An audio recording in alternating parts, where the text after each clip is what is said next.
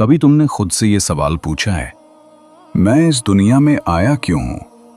मेरे दिल के दुख, मेरी आजमाइशें और मेरी ख्वाहिशें सब किस मकसद की तरफ इशारा करती हैं?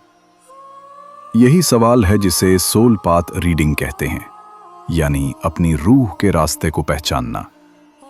ये इल्म तुम्हें ये समझाता है कि तुम्हारी रूह ने इस दुनिया में कौन सा सबक सीखने के लिए जन्म लिया, तुम्हारी ताकतें कहाँ छुपी हैं और कौन सी रुकावटें तुम्हें अपने असल नूर तक पहुंचने से रोक रही हैं।